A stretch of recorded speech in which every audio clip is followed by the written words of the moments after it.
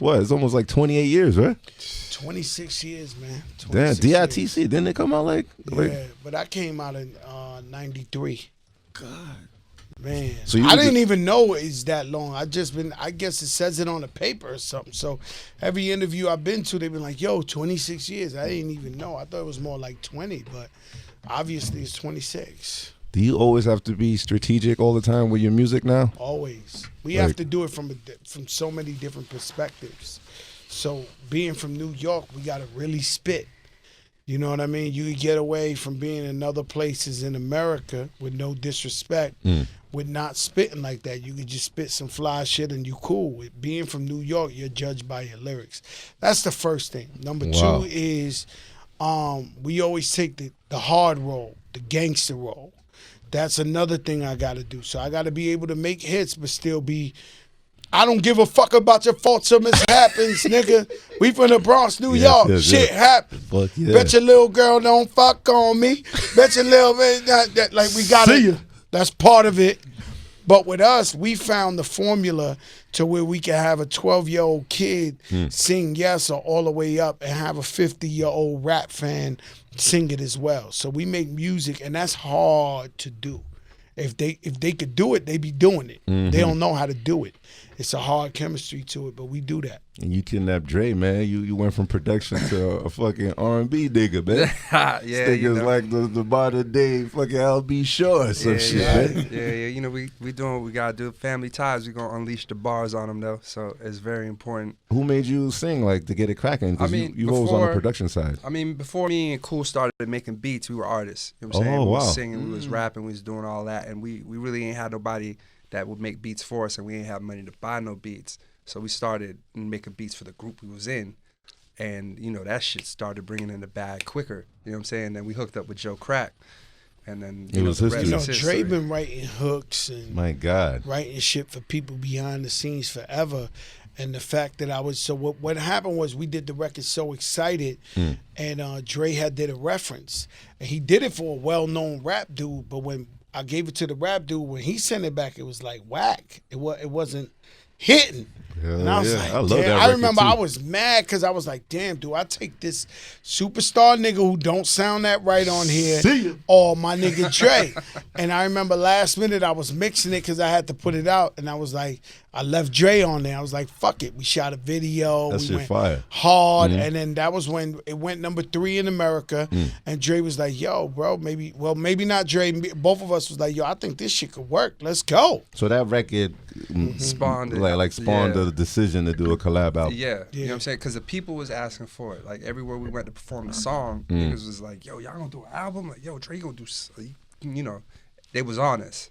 Can you let people know that you're like a hip-hop mediator with a lot of beefs out there? People call you to shut shit down? Well, I had the beef squash. I had countless phone calls. This is a real, all the time. Yeah. I think I got one a day, right? Yeah, that's just wild. I think I know I'm delirious because we've been doing interviews, but I got one today. Like, yo, Joe. We need help. Make this, yeah, for real. But what happened to me was when we originally squashed the beef, me and 50 Cent, and he gave me his hand, and he was like, yo, peace for Chris Lighty. I gave him my hand, and we squashed it, and it was a celebration. And then I went and I said, all right, I'm going to do what other niggas ain't do for me. I immediately went and found Rick Ross. Immediately, because he was at the award show. And I said, yo, my nigga, I squashed the beef with 50 Cent. You know, he squashed it with me. Like, yo, what's up? And he was like, yo, I'm going to move how you move. So I'm thinking I'm about to squash the Rick Ross 50 Cent beef. Like, I was there. Like, I had him, like, I didn't see I think he was like, yo, big homie, I'm with you, whatever you want to do. You know what I'm saying? So, but I get to the back, and they fighting gunplay, and I was like, oh, shit, I remember that. This is not going to happen. Yeah, this is not very, very good. That was wild. This is not very, very good. I cannot squash this beef ever again. Like, you know what I'm saying? Like, I thought I was going to be the UN summit. Yeah. Yeah, you know, some beefs you can't squash, but if you can, you can. I don't have you here long, but I want to ask, how do you see life right now? Like going through all the shit. Like some of the lists here. You lost Big Pun, of course. You see DJ Khaled's with Jay-Z. You used to be scared of airplane rides. Now you flying all over the world. I see you in Dubai every other week. Fucking and now you're with Jay-Z now, where you had beef with Jay-Z back in the days with Terror Squad and all that. Yeah, but you know, the thing I did was when I went to jail, you know what jail does for you? Like I just seen you right now. Yo, you can't make it up this block, make it up the other. We moving. Jail, you don't move, nigga. It's called sit down. Oh, wow. Right? So when you in jail, for however long you in jail, you stuck. So you sit there and you get to thinking and you get to be like, boom. And then I say, yo, you know what? I've been beefing with niggas for so long.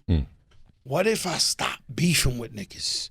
What if I just came out and said, yo, we good. Everybody, we good. Let's leave it alone. Let's try peace. Let's make money. But let's make money. Yeah. So what happened was when I came out, I squashed the beef with 50 Cent.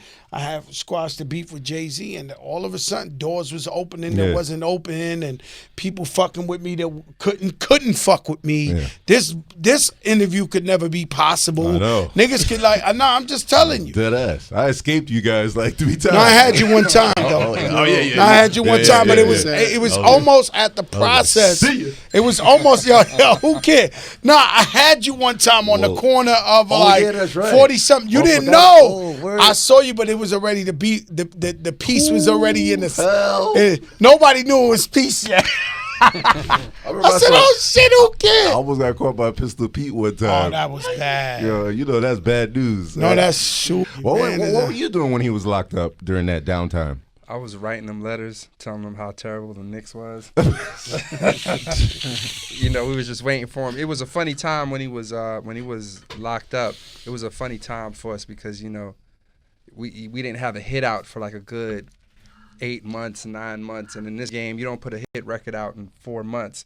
They throw the dirt on your casket. Oh, wow. So, you know, me and Cool was in a funny spot. And when Joe got back, you know, he was in a funny spot. Back he was to just work. like, you know what, fuck it, man. Let's just come out guns blazing. And then all the way up happened. But I tell Joe all the time, he reminds me of the Big Mac. Big Mac's been around for fucking... He ain't going nowhere. Yeah, all they do is every 4 or 5 years, they just have a new athlete selling it or a new rapper or an actor. Or steroids. Oh, yeah. You know what I'm saying? So, you know, Joe cracks the Big Mac. You know what I'm saying? So 10 years ago, he was selling it in big, long white tees. And now he's selling it in Gucci shit, fly Gucci. shit. You know what I'm saying? You know what I'm saying? So we gonna smelling keep gooder going. than a motherfucker. Yeah, we never stop it, man. We gonna forever. give it to these niggas, man. We forever. different, man. We different. It's a forever cloth. You know what I'm saying? We always on time. We never getting whacked. It's impossible. We never getting whacked. Are you tired of Lean Back? I've always asked every artist. No, not that. You're not tired of that record? Not a Lean Back. 50's like tired of In the Club, so that's why I asked. That's his problem. Let me tell you something, boy. I love that Lean Back. That motherfucker, come on. I love that shit. That shit is, it's amazing. It should save my life. A lot of these songs, their stories. Oh, wow. It should be a TV show. I just thought of right now that should be called, like, this song saved my life. That's crazy. So when you could talk at what kind of desperations. So say like when Big Pun died, everybody slept on me, the whole world. I caught niggas that was my best friends talking behind my back. Like, is it Joey's done? Oh, wow. Big Pun is gone. No, big though. It was like, it wasn't a rumor. It was like, you would tell me in my face, like, yo, what are you going to do now? You retired now, the Pun is not. Niggas was violating me, right? What they hadn't know was that, you know, Pun had really taught me how to write. You know what I mean? And how to make hits. So I went in there and I did the What's Love. I did the We Dug In, and the rest was history. That shit blew out of it. But those songs saved my life. You know what I'm saying? There was times where I got on my knees and prayed to God so much. It was like, please, God, let me show these niggas one more time. And sure enough, please. And that motherfucker come up. Nothing could stop me, yo, boy. That victory lap, that was the sweetest one ever. Remy Ma was like, yes! Like, her bars was sick. Like, her shit was crazy on that remix, right? I was at Jungle. What's the name of the studio? You Jungle was there City. when Jungle City when I was Jay-Z with was Hov spitting? when he What? recorded that verse. For real? Yes. Yeah, how much money were you counting in your head after that? I was just begging him to say "this is" at the top of the record. Could you say Yo, Hov, this can you is? say "this is"? And God bless the Hov. Happy was birthday, over. Hov. He did it. I was like, oh, I'm good for life. Got Jay-Z to say. I'm "This surprised that isn't like your Maybach music. I wanna That should be keep- like your this is. is." I can't. Like the I want to Jay-Z keep my this. relationship with the GOAT. Hell yeah. I don't even want to put his voice on nothing else. There should be like a family tree where Fat Joe's in the middle, but you got It's like over. you got like you got Pitbull. We tried. I mean, everybody I told you've people- touched is like Didn't I tell you super that, rich. Kimmy? Oh yeah. Scott Storch. I mean, there's mad people that just like, and then not to mention the upgrade of the Latin music now. People getting like billions of views. Yep. So now you have the Latin part back in you. You have everything that So you we would go you Khaled, waited all this Khaled time. would sprinkle all that. we That's waited crazy. All this time. All this time. Remember, I Smash knew these Music? niggas was gonna blow eventually. crazy, yo. I knew they was gonna get that bag, and I was just like, and the thing that's happened to me, I've been blessed. You know, not as blessed as I want to be, but what happens is, so say Magic Johnson was the first guy to get $1 million deal. Now niggas is coming straight out of high school getting $200 million deals. It's just life. So with me being one of the first Latinos to do it, I've been good, but these niggas coming out of nowhere getting $250,000 a show, 150. Going ham. But at least I've been able to grab the back of them niggas' shirts. Like, hold up, you stay here. I'll take that 75, that 100 and shit. Nah, nigga.